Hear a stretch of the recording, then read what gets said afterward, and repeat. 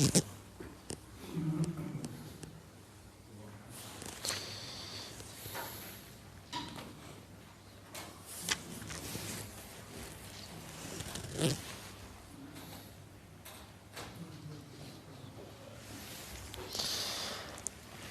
لله حمدا كثيرا طيبا مباركا فيه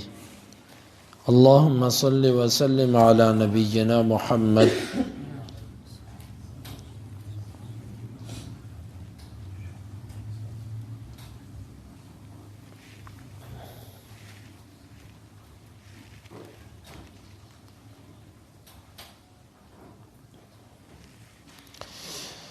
باب قول الله تعالى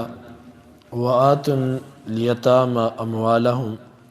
ولا تتبدلوا الخبيث بالطيب ولا تأكلوا أموالهم إلى أموالكم إلى قوله فانكحوا ما طاب لكم من النساء۔ یہ باب ہے اللہ تعالیٰ کی اس فرمان کی تفسیر کے بارے میں کہ تم یتیموں کو ان کا مال دو اور تم گھٹیا چیز کو عمدہ چیز سے تبدیل نہ کرو، اور تم ان کے مالوں کو اپنے مالوں کے ساتھ ملا کر نہ کھاؤ، یہاں تک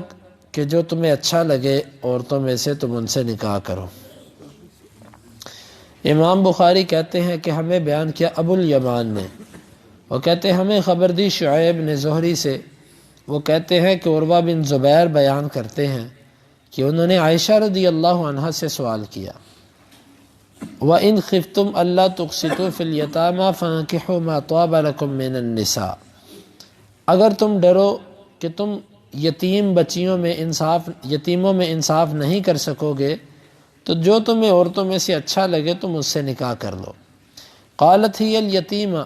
عائشہ رضی اللہ عنہ کہتی ہیں کہ یہ آیت اس یتیم بچی کے بارے میں اتری فی حجر ولیہا، جو اپنے ولی کی گود میں یعنی اس کی سرپرستی اس کی کفالت میں ہوتی تھی۔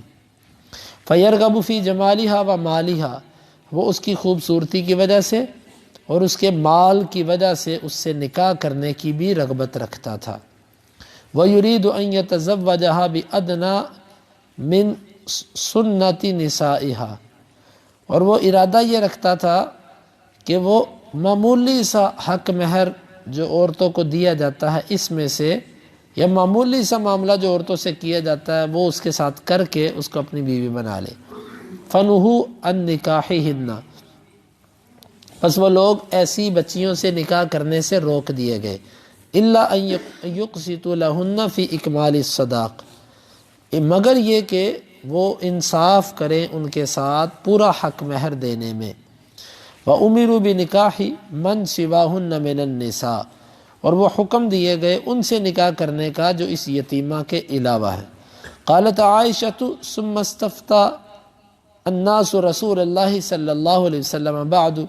پھر اس کے بعد لوگوں نے اللہ کے رسول سے فتویٰ طلب کیا۔ فانزل اللہ عز وجل، اللہ عز وجل نے یہ آیت اتار دی وَيَسْتَفْتُونَكَ فِي النِّسَاءِ، اور وہ عورتوں کے بارے میں آپ سے پوچھتے ہیں قُلِ اللَّهُ يُفْتِيكُمْ فِيهِنَّ، آپ ان سے کہہ دو اللہ تمہیں ان کے بارے میں فتویٰ دیتا ہے۔ قالت فبین اللہ فی هذه ان الیتیمۃ، اللہ تعالیٰ نے اس میں واضح کر دیا ان الیتیمۃ اذا كانت ذات جمال و مال، جس وقت یتیم بچی خوبصورت ہو اور مال والی بھی ہو، راغب فی نکاحہا، وہ اس کے نکاح میں رغبت رکھتے ہوں، ولم یلحقوا بسنتہا باکمال الصداق، اور وہ اس کے طریقے میں اس کو پورے حق مہر اس کو نہ دیں۔ فَإِذَا كَانَتْ مَرْغُوبَةً عَنْهَا، اور جب وہ اس کو پسند ہی نہ ہو، فی قلت المال والجمال، مال اور خوبصورتی کے کم ہونے کی وجہ سے، ترکوها، وہ اسے چھوڑ دیتے، والتمسوا غیرها من النساء، وہ اسے چھوڑ دے اور اس کے علاوہ کسی اور عورت کو تلاش کرے۔ قال فکما یترکون حین یرغبون عنها، جس طرح کہ وہ چھوڑ دیتے ہیں جس وقت وہ کسی میں رغبت نہیں رکھتے۔ فلیس لہم ان ینکحوها اذا رغبوا فیها، پس تب بھی ان کے لیے جائز نہیں ہے جب وہ اس میں رغبت رکھتے ہوں، الا ان یقسطوا لها الاوفا، مگر یہ کہ اس کے لیے وہ پوری انصاف کریں حق مہر سے، من الصداقی حق مہر سے، وَيُعْطُوهَا حَقَّهَا اور اسے اس کا حق مہر دے دیں۔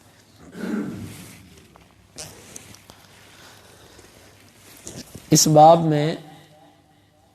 عائشہ رضی اللہ عنہا ایک آیت کی تفسیر بتا رہی ہیں۔ آیت یہ ہے کہ تم یتیموں کو ان کا مال پورا دے دو،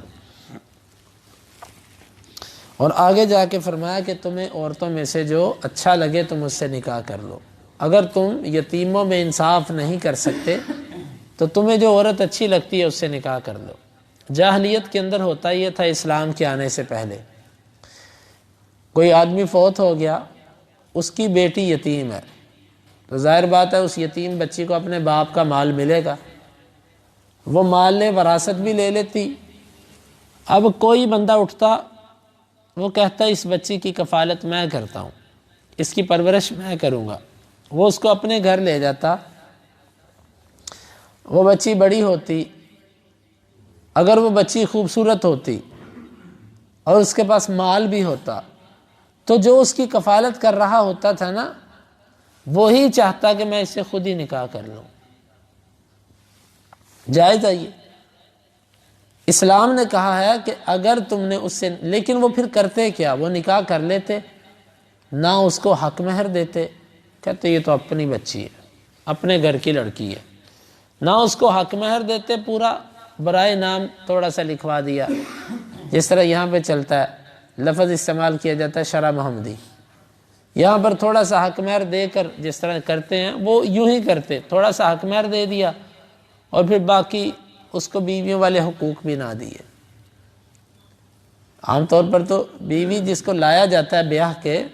اس کے سارے حقوق ہوتے ہیں، اس کی ضروریات زندگی بھی پوری کرنی ہوتی ہیں، وہ یہ بھی نہ کرتے، یہ کیا کر کے یہ تو اپنے گھر کی ہے، اس کے پیچھے کس نے آنا ہے،